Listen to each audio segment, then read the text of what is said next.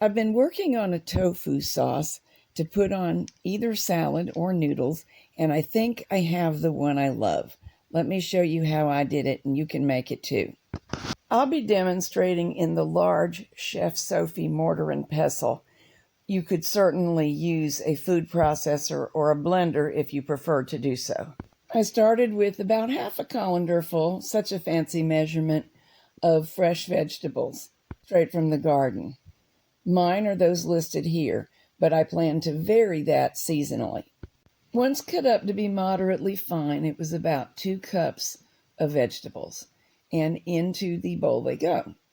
A little bit of grinding to start things off. Next, half a block of tofu cut up into squares. Into the blender it goes, and we'll grind that up too. Every time we add something, I stop and do some mixing and mashing. By the way, this tool works quite fast, but not quite as fast as you're seeing. I'm showing you in double time because who wants to watch somebody else mash food? Now, 4 tablespoons of olive oil. Next, salt to taste, and that really is so highly variable, I'm not going to give you a measurement. You really just need to learn what it is that you like. 1 tablespoon of yummy plum vinegar.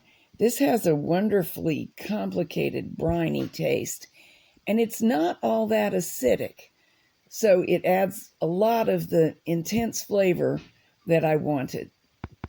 Also, 1 tablespoon of balsamic vinegar for similar reasons. I want to love tofu for a number of reasons, but since without help it tastes like erasers, we need to give it some real flavor. The elephant garlic plus these 2 vinegars and all those vegetables really do that. Now it needs a little more liquid and a little more of a creamy texture, so I settled on a 1/4 cup of coconut cream, made from coconut powder, 1/4 cup, and water, 1/4 cup, and mixed it. And mix it now until whatever degree of smoothness you personally prefer is achieved, and serve it over whatever you like. I think it would be a good dipping sauce, but what I did is put it over some noodles, and it was absolutely delicious.